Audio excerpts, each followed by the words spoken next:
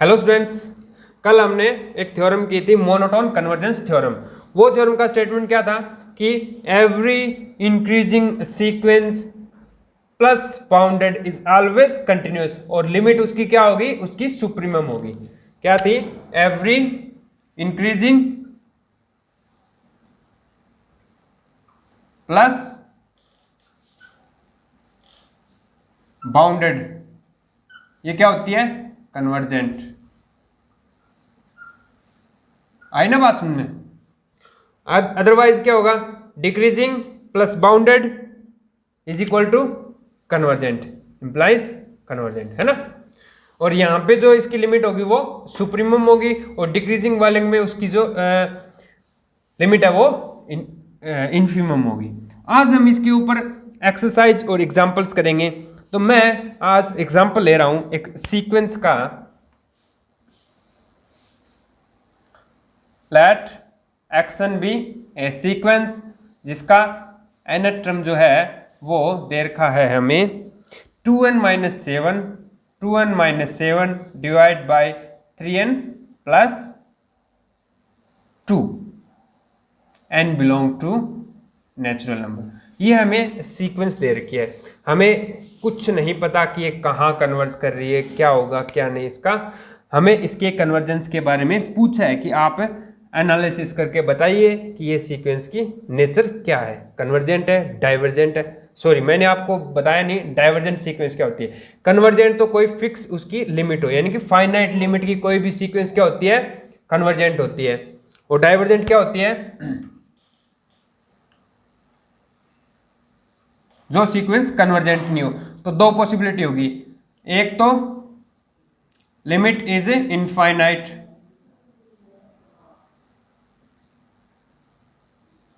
आई ना बात में, यानी कि उसकी लिमिट है वो फाइनाइट ना हो। दूसरी limit is oxalate, does not define.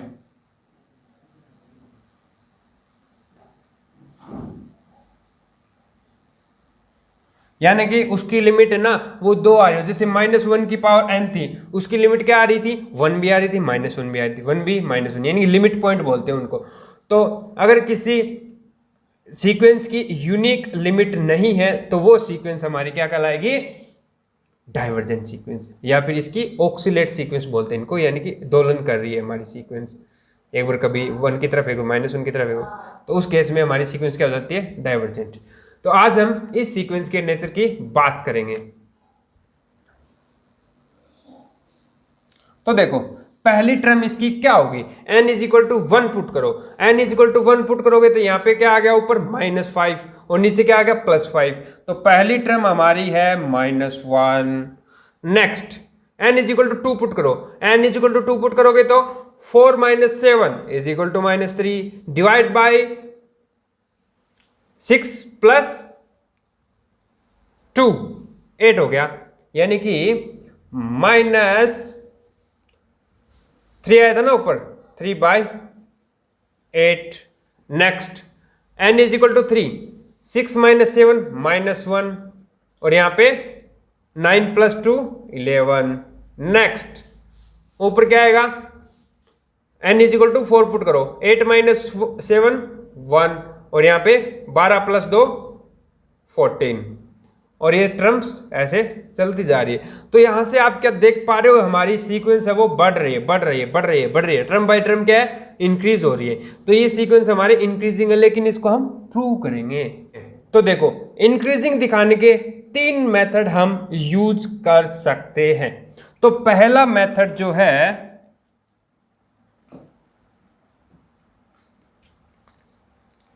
वो है मैथमेटिकल इंडेक्शन।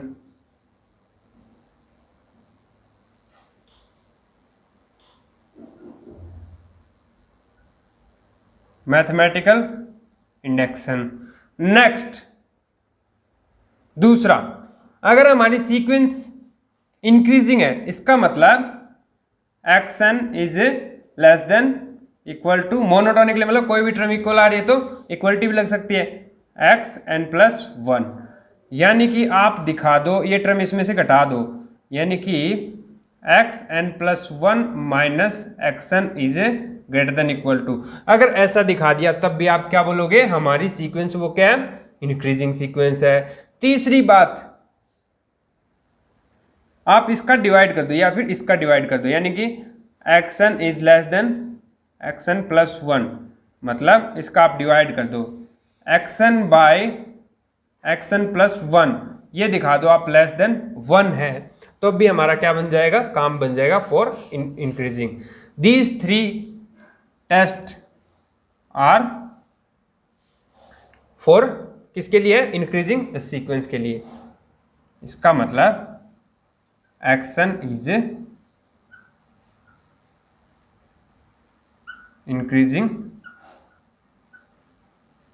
तो कोई भी आप जब एग्जाम्पल या एक्सरसाइज करो तो इनमें से जो आपको सुटेबल लगे, जो भी सुटेबल लगे वो आप यूज करो, ठीक है। इस क्वेश्चन में हम ये सेकंड वाला यूज कर रहे हैं, तो हमें एक सीक्वेंस दे रखी है जिसकी एन टर्म ये वाली है, तो हम दिखाएंगे कि xn प्लस 1 माइनस xn है वो always greater than equal to 0 रह रहा है। अगर ऐसा हो रहा है तो हम बोलेंगे हमारी सीक्वेंस क्या है, इंक्रीजिंग सीक्वेंस है। तो हम क्या करेंगे, xn plus 1 minus xn plus 1 minus xn plus 1 की वैल्यू रखना 2n plus 1 minus 7 divide by 3n plus 1 plus 2 minus xn मतलब 2n minus 7 by 3n plus 2।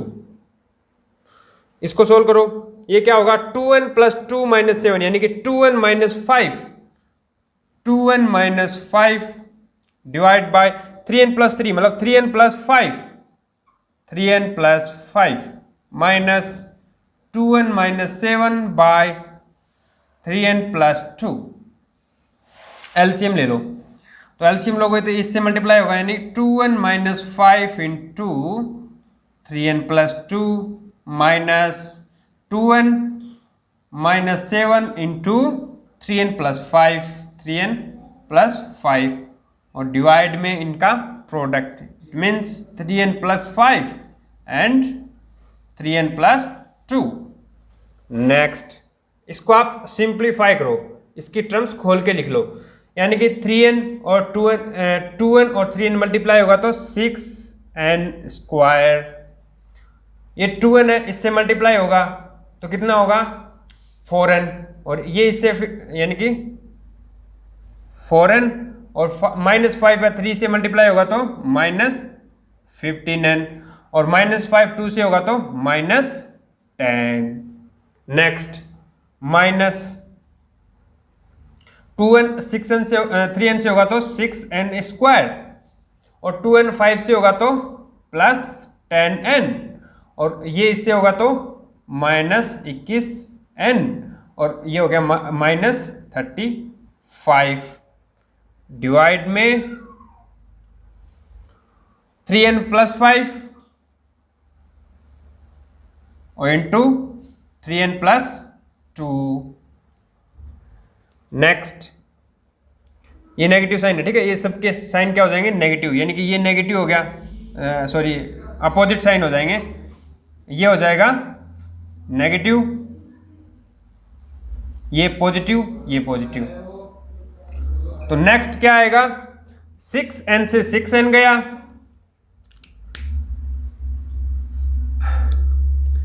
6n से 6n गया, और यहां से हो गया 4n पॉजिटिव और 21 पॉजिटिव, यानी कि 25 पॉजिटिव, यहाँ पे 10n और 15n ये क्या है, नेगेटिव, यानी कि 25n में से 25n कैंसल आउट।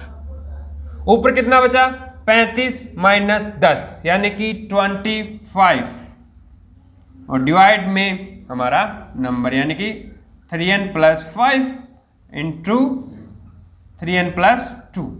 अब एक बात बताओ, क्या यह नंबर पॉजिटिव रहेगा ऑलवेज? देखो हमारी सीक्वेंस में क्या आ रहे हैं, सारे के सारे टर्म क्या होंगे, देखो यहाँ पे n क्या हमें पॉजिटिव लेना है, n क्या होगा, नेचुरल नंबर है, 1 2 3 4 5 6 ऐसे रखते जाओगे, तो ये वाला नीचे वाला पॉजिटिव, ये वाला पॉजिटिव, ऊपर वाला पॉजिटिव, इनका डिवाइडेशन भी क्या होगा पॉजिटिव। तो ये क्या रहेगा always greater than equal to 0, is always greater than equal to 0, यानी कि हमने शो कर दिया xn+1 minus xn is always greater than equal to 0 for all n के लिए, यानी कि हमारी सीक्वेंस हो गई increasing. It means xn is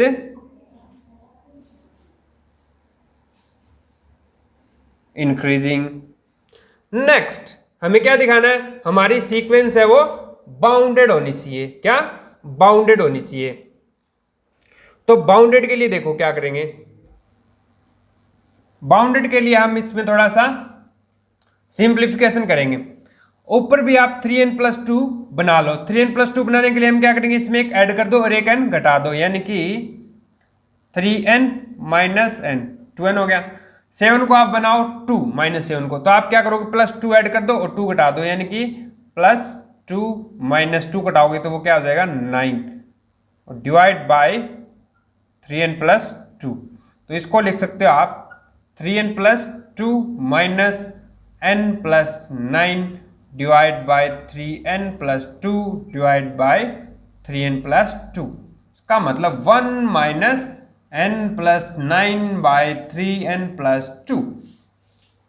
अब यहां से नोट डाउन करने वाली बात यह है कि ये वाली जो टर्म है वो लेस देन 1 रहेगी for n is greater than equal to 3 के लिए। ठीक है, अगर उससे भी नहीं काम बनना तो मतलब n 1 पे भी तो ये क्या आ रही है वैल्यू, 1 पे आ रही है 10/5 यानी कि 2 आ रही है, और 1 में से जब 2 जाएगा तो वो क्या होगा लेस देन -1 आ गया, यानी कि लेस देन 1 रहेगी। तो ये ऑलवेज 1 रहेगी। क्यों? क्योंकि ये टर्म 1 से छोटी होगी और छोटी जब पॉजिटिव नंबर है। ठीक है, 1 में से कोई पॉजिटिव नंबर जाएगा वो लेस देन 1 ही रहेगा। आई ना बात समझे क्या, 1 minus positive number, 1 minus positive number मतलब 1 से छोटा, 1 में से कुछ घट रहा है, 1 में से कोई पॉजिटिव नंबर घट रहा है, घटेगा तो 1 से छोटा रहेगा, यानी कि हमारी एक्शन ओ less then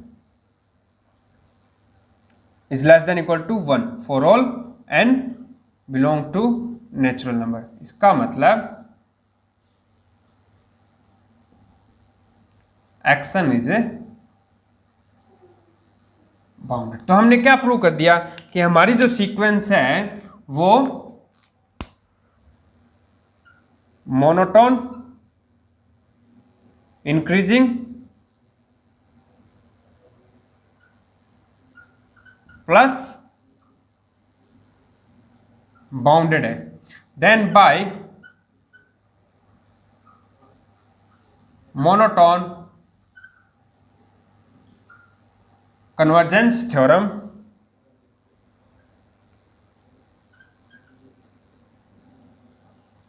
action is convergent, मतलब उसकी लिमिट जो है वो फाइनाइट होगी। इसका मतलब limit of action n tends to infinity पे l इज फाइनाइट, यानी कि इसकी लिमिट एग्जिस्ट करेगी और फाइनाइट होगी। तो हमें इसकी लिमिट फाइंड करनी है कि उसकी लिमिट क्या होगी। तो आप क्या करोगे, इसमें n ऊपर नीचे कॉमन ले लो, action is equal to 2 minus 7/n और डिवाइड बाय 3 प्लस 2/n। ऊपर n कॉमन लिए, नीचे n कॉमन लिए, n से n कट गया। अब आज इसमें क्या करोगे, then limit n tends to infinity action is equal to limit 2 minus 7/n और डिवाइड बाय 3 प्लस 2/n। ये कन्वर्ज टू 0, ये वाला भी कन्वर्ज, क्योंकि क्या होगी 7/∞ 0, 2/∞ 0 इज इक्वल टू क्या आ गया 2/3। तो हमारी जो सीक्वेंस है वो कहाँ कन्वर्ज कर रही है, action converge to 2/3 H n tends to infinity. तो आपके पास अब तक 2 मेथड हो चुके हैं कोई भी सीक्वेंस को कन्वर्जेंट दिखाने के लिए या उसकी लिमिट फाइंड करने के लिए। 2 कौन कौन से, पहला एप्सिलॉन डेफिनेशन, मीन्स आपको डेल्टा या फिर एन नोट ढूंढना है। कोई भी एप्सिलॉन के रिस्पेक्ट में आपको एक एन नोट ढूंढना है कि उसके बाद की जितनी टर्म है वो एल के साथ डिफरेंस जो है वो लेस देन एप्सिलॉन हो जाए। और दूसरी बात क्या होगी हमारी, मोनोटोन कन्वर्जेंस थ्योरम, मतलब आप दिखा दो मोनोटोन प्लस बाउंडेड। अगर आपको कोई क्वेश्चन दे और उसमें आपसे पूछे इसकी सीक्वेंस के बारे में बताइए, इसके कन्वर्जेंस के बारे में बताइए, तो आपके पास दो ऑप्शन है, आप कोई भी चूज करना। अगर आपसे ये बोले कि एप्सिलॉन से ही दिखाइए, तब आपको एप्सिलॉन से करना पड़ेगा, अदरवाइज आप इसको यूज कर सकते हो। आई थिंक ये वाला आपके लिए ज़्यादा सुटेबल है ना। नेक्स्ट क्लास में हम कुछ और इंटरेस्टिंग एग्जाम्पल करेंगे और उसके बाद इसके पास और भी ऐसे मेथड है जिनकी हेल्प से हम दिखा सकते हैं कि हमारी सीक्वेंस है वो कन्वर्जेंट है। तो अभी तक तो दो ही मेथड हुए, आगे और भी मेथड हम करेंगे जिसकी हेल्प से हम कोई सीक्वेंस के कन्वर्जेंस का बताएंगे। आज के लिए इतना ही। Thank you for watching.